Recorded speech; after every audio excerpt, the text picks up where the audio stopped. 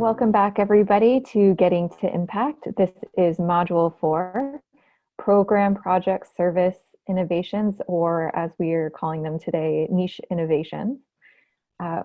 We are here back with Mark Cabage, president of From Here to There. Like I said, we're on Module 4. We've gone through the 12 principles of measurement. We have looked at outcomes under shifting awareness and will. Provided some learning on how to measure your systems and policy changes, and now we're taking a look at those, how we measure those program, service, and project initiatives. I will hand it over to Mark to introduce today's session. Great, thanks Natasha. Hi everyone again, happy August. Just a reminder, it's been a month since we chatted last, even though some of you may have been working on some of this material in the interim, that we are here to wrestle with this question of how might we track and report our impact in reducing local poverty to our stakeholders. And that's an important question for multiple reasons, but the one that we're most interested in is this one about tracking and communicating our progress. We know that we like measurement and impact information for helping us make ongoing adjustments to our strategy and making big strategic choices, improving our impact. But at a base level, we can't do any of those unless we can coherently track and communicate at least what's going on in a roughly right format. So this is what we're focused on. And if we do the good job on this, we lay the conditions for doing the more sophisticated strategic learning and strategic choice work. So that, again, is our goal, and the framework that we're using to organize our understanding of outcomes and impact is this one called the multi-level perspective. And we've spent time, as Natasha noted on the other ones, today's focus is on supporting niche innovations. And so we're going to use those words interchangeably for the purposes of this series. Niche innovation actually is part of the multiple level perspective. And we know that to mean programs, projects, and services in the context of vibrant communities. So please just feel comfortable with using these both terms interchangeably. The niche innovations have their own kind of impact, which we'll see. We're going to call it intervention level or programmatic impact. But by themselves, they have their own tracking and communication challenge that we want to work with today. They're also important because most of the stuff that happens at the local level that people respond to most immediately are the outcomes and changes at this level. People kind of understand shifting awareness, and for sure everyone intuitively gets the importance of nudging systems and policy, but when people hear real stories of concrete initiatives, concrete things delivering immediate benefits and reductions in poverty, that's where they get most excited. So we're really interested in that. But in order to be able to track and communicate that bottom rung of the multiple level perspective, the one that people are most interested in, we've got these 4 challenges. And we think that in greater or lesser degrees, all of you will have to navigate these challenges on a project by project basis. And in keeping with principle number 12, the more often you do this, the better you'll get at it. So what we want to do is at least make these challenges explicit and give you some frameworks and some tactics to be able to deal with them. So let's begin with the line of sight challenge. And the line of sight challenge is pretty straightforward. Ideally, we would like to create a straight line of sight between our programmatic outcomes and the poverty reduction impact. And our solution is we want to employ a results framework, a logic modeler theory of change, to demonstrate how our programmatic initiatives will actually contribute to impact. So how do we do that? Well, most of you, maybe all of you, maybe not, I don't know, are familiar with the technique that has been around for about 25 years now. It's not been around forever. It's called the logic model. And the logic model, we'll just do a quick review of this because there's so many resources out there. There's going to be a lot of them in your workbook, I think, or at least some of them. And if you Google logic model or results chains, you'll find a ton of other resources out there. And they all may have slightly different angles on this, but they all roughly say the same thing, that we actually control our inputs and our activities, and the results can kind of be broken up into this idea of outputs, outcomes, and impact. And everyone's got slightly different ways of dealing with this, but outputs are the concrete manifestations of what you'll do. we served 37 people. We produced 47 manuals. It's a quantifying to some degree the product of our effort. Outcomes refer to the early effects of those activities and outputs on people's lives. New awareness, access to employers, new knowledge, etc. And impact refers to whatever mission level thing we're interested in. In our case, it's poverty reduction, but it could be also framed high school graduation rates or improving grade 3 reading levels, etc. So I think more the distinction between outcomes and impact is early effects, and impact is the long-term desired effects. Now, if some of you have been around, you'll know that people start breaking up outcomes into short-term, intermediate, and long-term outcomes, etc. But they all sort of get at the same idea. Now, here's a basic logic model adapted for poverty reduction work. So we just mentioned that outputs might be the quantification of key deliverables, people, workshops, communication, etc. Outcomes are the immediate changes generated that contribute to reduce poverty, improved reading rates, etc. And impact is the shorter long-term ability to contribute to reduced poverty, either on something very specific like income, low income cutoff rate, or something more broader such as university complete. I want to make a distinction here as you think about, before we get into how to use these logic models, which in a way are thinking frameworks that have an evaluation implication. They say if you can coherently describe your work in this way, then we could start organizing methods and indicators around each of those chunks of the results chain. But the difference is a theory of change is often used interchangeably with the logic model, but it's actually quite different. It's different in two ways. Number one, a logic model actually doesn't tell you the thinking behind why activities will lead to outputs, will lead to outcomes. It simply visually represents them, but it says to someone, you have to figure out the logic or the theory behind that by yourself. And I'll give you a quick example of that. Imagine you go to a park, a schoolyard or something, and you see it's really quite dirty. There's trash everywhere. Well, let's create a logic model for that. A logic model might say, here's the input, garbage cans. Here's the activity, people picking up garbage and putting them in the garbage cans. Here are the outputs, filled garbage cans. Here are the outcomes, cleaner parks. Here's the impact, maybe greater pride of ownership or something like that of the schoolyard, and maybe that leads to less graffiti and et cetera, et cetera. So whatever that is, that's a logic model. A theory of change says, well, why do you think that if you put garbage cans in, it will lead to more people putting garbage in the garbage cans, and it will lead to the outcomes? A theory of change might say, let's actually revisit the challenge and see the logic of this. What if there's already a lot of garbage cans there, and they're not even they're quite full and they're picked up every week, but we live right by a dump, which means no matter how much we pick up the garbage, the wind always generates. We can't simply keep up to the wind throwing garbage into our backyard. And so the issue isn't number of garbage cans. The issue is either management of the dump, or this is a problem that can't easily be solved. Or what if there is plenty of garbage cans that are quite full, but the fact is that they're only picked up every month by the Department of Sanitation. And therefore it's not a garbage can issue, it's the pickup issue. So a logic model actually doesn't tell you that. A theory of change says, tell me about the assumptions behind what it is you're doing, and then we'll have a better understanding of whether these indicators and activities make any sense. So that's first distinction. Next distinction is actually visually communicated here quite nicely, and that is when you look at some complex interventions trying to generate an impact, let's say high school graduation rate. In fact, you need multiple interventions, multiple moving parts to make that happen. And take a look on the right, the left-hand side shows it as well. Some of these things are conditions. We need these outcomes to happen, and therefore these outcomes need to happen, and now that'll create the conditions for these outcomes.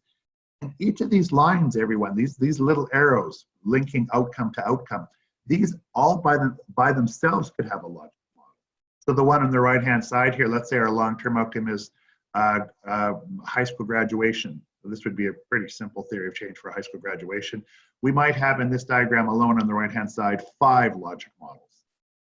And that's really important because often people struggle when they try and take a complex intervention and shove it into one logic model that just cannot handle the complexity of it. People get confused about what's an outcome, or one outcome is actually an input into the next one. So again, you read a little bit on this, there's lots of resources on it, but we know that this is logic models and sometimes theory of change are our best strategic thinking frameworks for trying to organize our work and get a line of sight about impact. The documents here give us a nice simplified line of sight onto the impacts that we're trying to achieve. Now, when it gets into, once we feel pretty coherent about how, what our results chain looks like in our line of sight, we can start organizing indicators, both hard and soft indicators, narrative and no narrative without numbers, no numbers without narrative. So here's an example of a project that I think we touched on in an earlier framework, which was cash crunch loans being piloted by some local progressive financial institutions in Calgary and groups that were keen to create an alternative to payday lending organizations. So they have a pilot project, and the inputs of the activities, I'm not going to show you here. We could easily come up with those, but the outputs might be, oh, here's our pilot. What are our outputs? Here's the number of cash crunch loans that went out. Here's the average size of the loan. Here's the repayment rate. There's a whole bunch of output-oriented indicators that could easily be cobbled together to make sense of that, the scale and of the effort. And the outcomes would be the immediate changes generated by the cash crunch loans. So it could be, hey, I got this cash crunch loan at a much reduced borrowing cost compared to payday lenders. Here's how much money I saved. Oh, by the way, look at my credit record is now improved because I'm dealing with a legitimate financial institution and they can monitor how well my repayment rates are doing. And I'm really getting much better at financial management. Those would be the outcomes.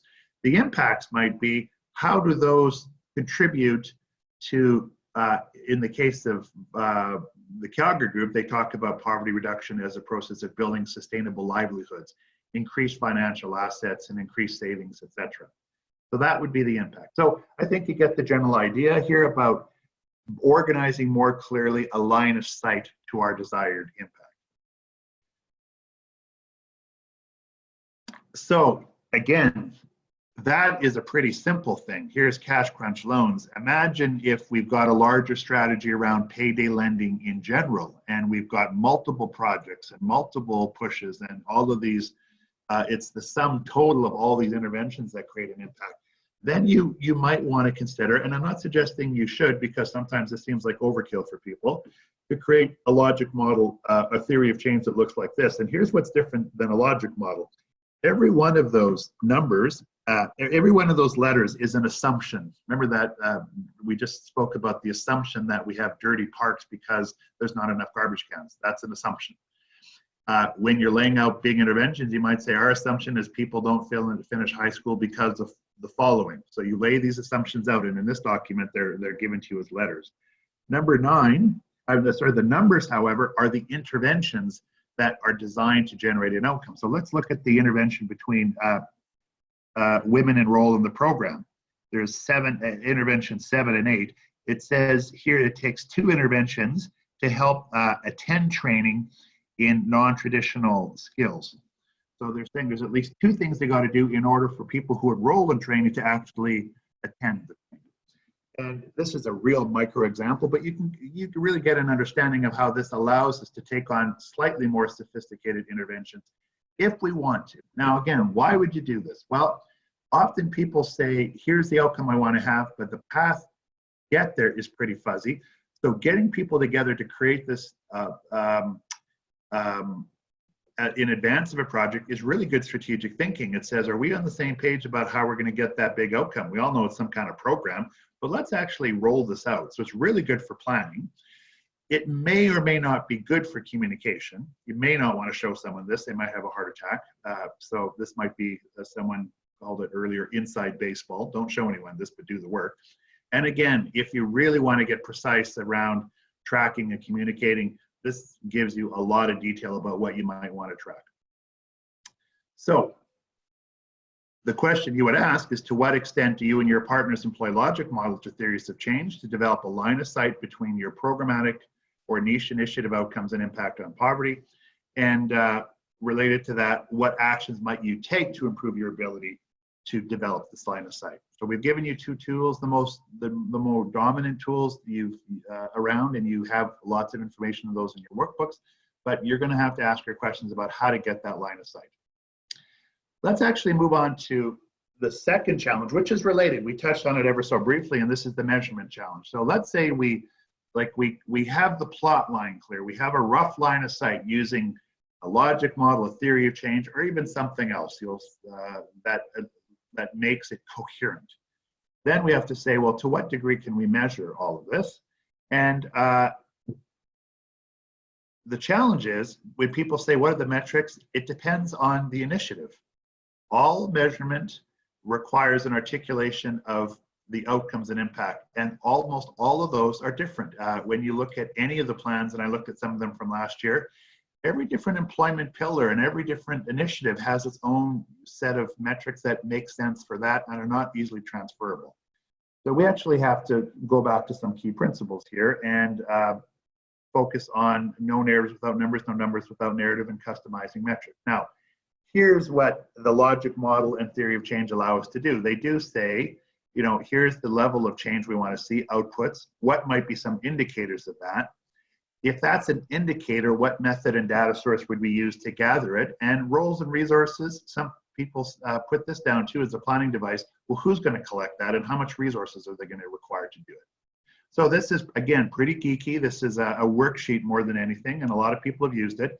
If we go back to the Calgary example of the cash crunch loans, we could look at this as a visual and saying, well, let's quickly turn it into a worksheet. And we'll just talk about, we won't use roles and resources now, but you could say an outcome is reduced borrowing costs. Well, what's the indicator of that? Well, the dollar value and the percentage difference in cash crunch loans, borrowing costs versus payday loans. How would you get that data? You would just do a file review. You would review people's files and see how much they made and compare it to the cash crunch loans. Improve credit record, you might say in the abstract, we think that's going to happen. But if you really feel nervous and you'd say, I want to know to what degree it actually happened, you'd have to find out credit agency ratings. And how would you get that? Well, Equifax is the people who do it, but you may not be able to get that Equifax information. You'd have to come up with some kind of agreement with the person themselves if they could check that and report to you. Increase financial management, you might have the indicator of the participant perception of whether or not their management has improved. And you could do an interview or survey, or you might even want a little intervention by a financial management coach, which has a financial management coach perception or a little test to be used. Folks, I'm not advocating these indicators per se, but we're just illustrating here that there is a little bit of heavy lifting to do around articulating outcomes, surfacing indicators, and the methods and data sources that you could actually use to gather and report on those indicators. Now, let's talk about something that's obvious here. There's a lot of detail here. And if you were saying, I need to know that for my program, but heaven forbid that when I'm communicating this to stakeholders, they want this level of granularity, that's a choice you have to make. And we'll talk about it more in Module 6. Who wants to know what information? This might be too granular for people. You might want to track it for program management purposes, number one, but you may not want to communicate this to your stakeholders. You are always making that choice, and there's no golden rule. You simply have to know who wants what information when and packaged how for what purpose. Again, that's Module 6. But here's a worksheet. You'll find lots of versions of this. The story is you're going to have to do some heavy lifting to create your own intervention-specific program, service intervention-specific indicators and methods. So again, confirming that each indicator and method package is unique. Here's some stuff from the Dufferin example, Dufferin Equity Collaborative Roadmap. They've got 3 priorities. We're going to revisit Dufferin this webinar and the next one a couple of times. They've already got key actions. Assist host landlord education sessions to explore landlord-tenant issues. Participate in transportation planning initiatives, including the possibility of ride-sharing programs and car share programs. Boom. There's a ride-share and car share program already. You can start thinking, what is the logic model for that? And under this employment pillar, is there a larger theory of change that suggests that there's some coherency to all of these different interventions under that pillar as described in those actions? So already there's material here to start breaking it down into logic models and theories of change. So the question for you, how much effort can you put into the development and use of program, project, service indicators and methods? Or are you just sort of winging it, getting ready for any kind of data? Do you want to actually articulate coherently the package and then organize indicators and methods around that? And what actions might you take to improve your capability to do that, or the capability of your partners? We're going to come to that in the next issue, whose capacity and whose influence. Here's the capacity and influence challenge. This is the third one. So let's just revisit.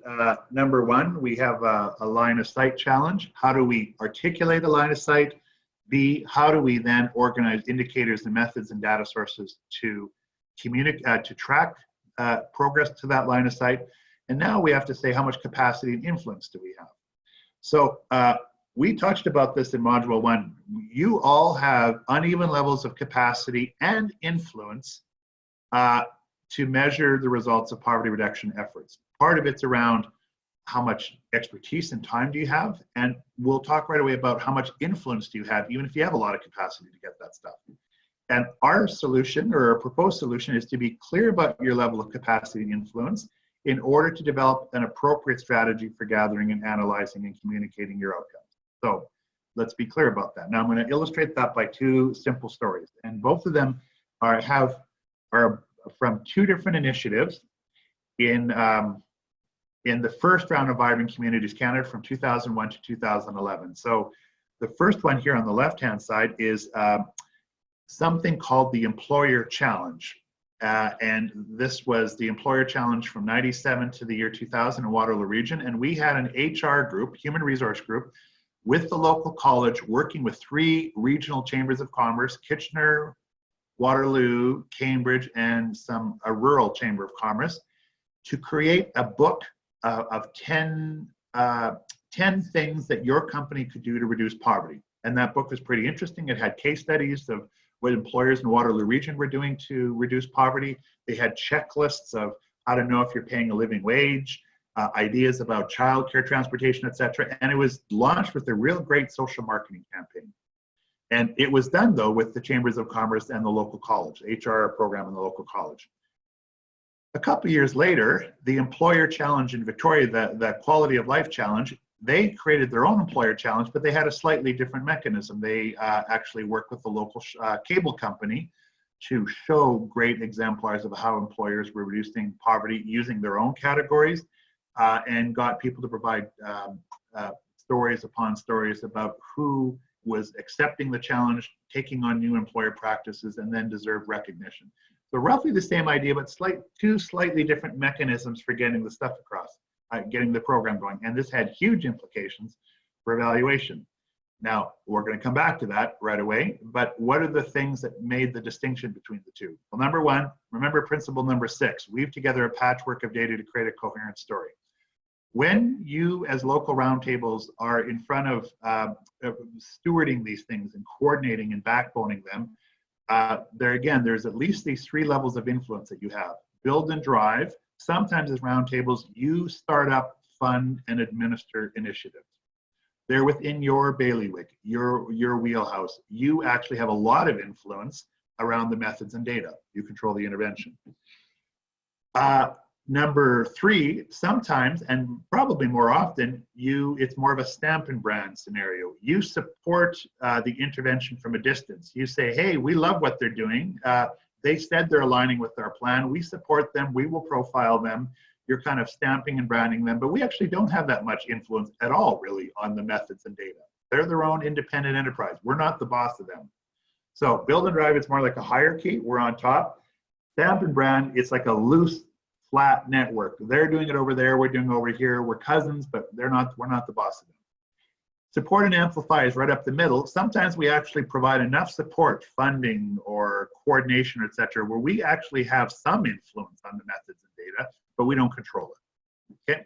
So again, there's nuances here, but you get the general idea. Well, as we'll see right away, that is a real key consideration about how we tell those stories of the Employer Challenge that we just mentioned, because principle number 7 says we also have to match our methods and data to the capacity. If we don't have a lot of capacity, We're simply trying to get a coherent story of what's going on and pull together what we think could happen. We have a lot of capacity like level 3. We probably can pony up and undertake real sophisticated analysis. So we've got varying levels of capacity, we have varying levels of influence. So here's a very clumsy diagram that tries to get at this. We made it just for this webinar. 3 levels of capacity, 3 levels of control. And so I kind of think this is interesting. If we have a lot of capacity and we can control stuff, we can develop and implement an in-house set of measurements and design adapted to each initiative. We can do almost anything we like, almost. We've got some capacity, and but we don't have a lot of ability to, and some capacity, and we are supporting and amplifying others. We collaborate with others. We can maybe create an outcome framework with the logic model and saying, here's our framework. We can encourage our partners to adopt and adapt the framework. And then we could ask our partners to share whatever they could within that framework, right? So we're not the boss of them, but we're saying, we would love feedback. Could you use this framework and provide feedback? Number 3, if we don't have that much capacity and we're clearly not in the zone of doing anything, we're stamping and branding, we then say, hey, please share whatever data you can. Beggars can't be choosers, and we're going to share the outcome and impact stories when we get them from you. Now, again, there's lots of nuances here, but I think you can feel the distinction between, boy, we've got some kind of intersection between capacity and influence here. Now, what's interesting here is that when you, oh, and by the way, we could also interpret our data, their data, through our own results framework. We could say, well, thanks for giving us whatever you have. We're going to put our own interpretation on it, and we'll communicate things as best we can. Now, when Opportunities 2000 ran that process and Employer Challenge ran it, we actually had a couple of different scenarios pop up. The Employer Challenge was actually I would argue, level 2 collaboration process. They worked with Shaw Cable, so they influenced them and they provided them a lot of content for Shaw Cable to send out these stories. And they created a framework for employers to return the stories in return with a bunch of questions, but they weren't the boss of them. So they created this outcome framework with their partners and said, hey, everyone, thanks for doing these great stories. When you feed them back to us, and we show these positive deviants around the community, use this format. And actually, they got pretty good data. The challenge in Opportunities 2000 was as follows. We actually had some projects earlier with nonprofit organizations that we commanded and built. We funded them, we supported them, they were really in-house, and we had evaluation instruments that were really tight. But when the Employer Challenge came with the 3 chambers of commerce and the local college, we tried to use those same methods, and guess what people told us? Buzz off. You're not the boss of me. On what basis are we going to businesses in the region who may have got this guide? And we know we stole 2,000 guides and not sold, got rid of 2,000 guides within 10 days. And already within 10 days, we were getting anecdotes from people, including a business that said, I didn't know my employees were under the low income cutoff rate. I changed income for 27 employees just after doing this, right? So we had all of these stories, but we couldn't capture them with our instruments that were used for level 3 capacity and full control. And therefore, because we fixated on a level 3 and control format, we almost missed, we think, 1,000 stories of employers doing something different because of that book and that social marketing strategy. So we used the wrong strategy, and therefore we missed the entire story. The Employer Challenge had a better strategy, and they captured way more feedback than we did because they came up with the right strategy. So when you're looking at your work, you might have a better way of framing this. I think you should ask, to what degree do you control the initiative, collaborate with it or influence it, and how much capacity do you have, and try and come up with a gathering strategy to create coherent stories and data that works, that is most appropriate to where you fit. Last one, folks, the scaling challenge. So we know that we have to articulate what kind of outcomes we're seeing with a line of sight to impact. We know, number two, that we have to then organize methods and indicators around that. And number three, the strategy for collection and sharing has to be influenced by our capacity and influence. And in fact, if you look at your strategies again, you'll probably have a patchwork again. We use that word several times, of lots of different initiatives, lots of different capabilities. So you really are cobbling together whatever data you can to provide a coherent story to communicate. Now, here's the last challenge that's somewhat related to that. And we may have chatted about this in another webinar, but Karen Pittman, who's the head of the Forum for Youth Investment, she has a great phrase. She says, programmatic interventions help people beat the odds, but systems interventions change their odds. And what she was really getting at there is programmatic interventions are visceral and real and tangible, and people see them and they like them, and it's really clear often, or at least more clear, what did we have did we have some kind of impact? The challenge is it's very hard to get huge impacts out of programmatic interventions. They give us what we would call programmatic or intervention level impacts. We're going to talk about that in the next webinar. So the challenge is, while they are necessary programmatic interventions, they're not often by themselves sufficient to move the needle on poverty. And one of the ways that they can be more likely to contribute to reducing poverty at scale is to scale them. So that requires us to be a little bit more thoughtful about the life of an intervention and what the implications are for tracking and communicating progress at different moments in the innovation's history or intervention's history. So here is one way of looking at it. There's other ways of looking at it, but it's called the innovation continuum. And it says, you know, if you're doing work and trying to be experimental and clever in poverty reduction or anything, you probably go through these phases. You have a discovery phase where you do research and etc. You do idea generation. How can we solve that challenge? And then you may or may not jump into prototyping, where you experiment with different things really fast, really quickly with ideas. Many people eventually go to projects, and you'll see in the experimental phase, the outcomes there are learning. They're not impacts on poverty yet. But once you start getting into pilot projects and adopting those projects and scaling them, this is the performance phase. Then you can actually start looking for poverty reduction outcomes. So initiatives generally follow this continuum to some degree. Now, that's really important because it also helps us manage what our expectations are for the kinds of outcomes we're going to see. So let's take a look at Living St. John Experiential Learning and Employment Continuum. So this is a pretty interesting initiative. It comes from their 2018-2019 report, and I'm going to read it for you. It's a 9-month program of classroom training, including workplace essential skills and technical training and paid work and placements for individuals connected with the New Brunswick Department of Social Development and Post-Secondary Education. Training and labor. The sector-specific training program began as a pilot and is now offered annually for 12 participants and is designed with the employers intending to hire. So if people go into the program with employers want to hire them. Funding and support are provided to cover individual living expenses and childcare costs and wage subsidies. So here's what happened. This was a pilot, right? It went to number 3 in this process. It was a pilot.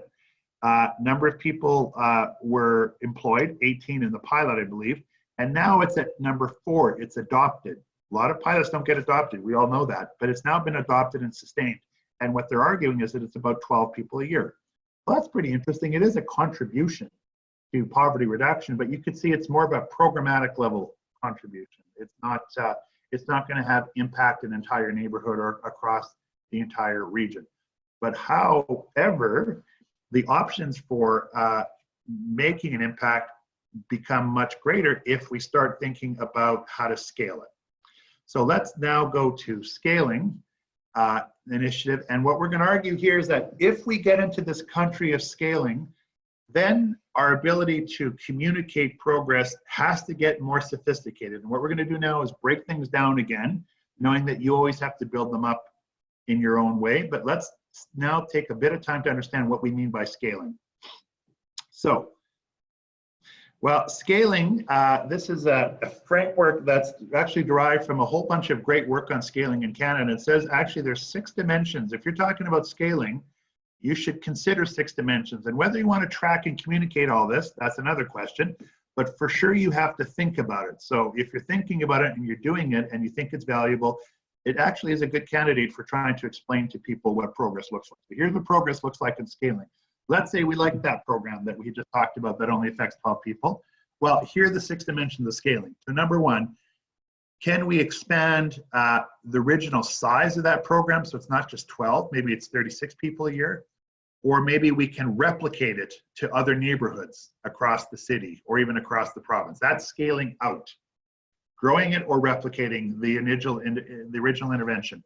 Scaling up is actually says that often projects that work in a laboratory, like pilots, actually need policy and regulatory change to be scaled. So we need to change policies, regulations, and practices. Scaling deep is to say, in order to spread that innovation, we actually have to capture the hearts and minds of stakeholders so they're interested in it. Scaling spree is sometimes the original innovation is really good, but it then requires complementary innovations to make it work. The original innovation by itself wasn't good enough. That workplace support program with childcare expenses was pretty good. We also realized that in order to work, we're going to probably need transportation supports as well. And so you have to create complementary innovations to shore it up. Infrastructure says stuff doesn't scale on its own. Sometimes we need networks or coordination or new resources to make things happen. So we have to expand the infrastructure for the initiative. And finally, impact refers to, if we scaled, how many more people, how deeply and how durably are their lives improved? And in our case, we're worried about poverty reduction. So scaling impact would be about impact on poverty.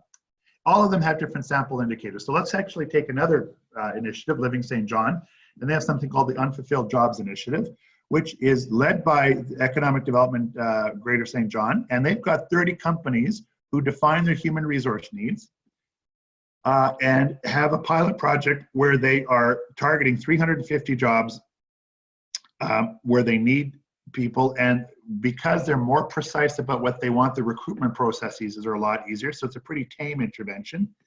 And so they have, they match people in this database. So it's not a huge transformational innovation, but it's more of a ensuring that supply and demand are talking to each other. But let's pretend that this pilot has proven successful. It's still in the pilot phase, but let's pretend and get all hypothetical about the kinds of things that we would have to do in order to scale it. And again, things we might want to track and communicate. So number 1, scaling out.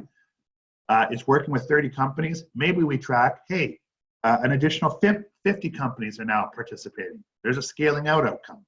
Scaling up, we find out that we actually don't need to change any policies and regulations here. It's a pretty simple, straightforward process, so no scaling up work required. Scaling deep, however, is necessary, and not only necessary, but we've been successful. We've really captured the hearts and minds of people in our 5 targeted neighborhoods, and the Chamber of Commerce has turned into be a great, powerful champion, which helps with everything. Scaling spree, we might find that much like the earlier program, getting people the jobs is one thing, but they might require some additional workplace supports, childcare, coaching, etc., particularly for people who've been out of the workforce for quite some time. So we have to now generate a second generation of innovations to support the original one. We might need to scale infrastructure. The database may have been good for 30 companies, but it's not good for 80, and we might need another staff person. So we have to scale the infrastructure. And finally, we could start tracking the extent to which more people are getting jobs and what degree that helps them get out of poverty. So this is more an interpretive lens. If you're talking about scaling, think about all these dimensions. All of them could have indicators, etc. And some of them may legitimately need progress, and some of them, as we saw in the case of scaling up, may not need them. But you should always keep this lens on any scaling effort that you come across. So the key questions for you is, when you're into the place of scaling, and we've reviewed lots of supports, and I didn't do lots of plans, I should say, and I didn't do a full-fledged count, but I saw lots of programmatic initiatives with language around scaling, but I didn't see any in the reports that I've seen in the last year around poverty reduction. People get really explicit about what progress looks like in scaling. So I think there's a real demand or a gap or a niche here for getting serious about these 6 questions that we just reviewed in the case of the 2 St. John case studies. Listen, those are 4 challenges that we need to deal with: the line of sight challenge, the measurement challenge, the capacity influence challenge, and the scaling challenge. And every time you do a programmatic or niche innovation, the specifics of how you navigate that challenge will be unique. but hopefully the pointers and the frameworks we introduced in this module will help you navigate them a little bit smarter and therefore be able to better track and communicate your outcomes.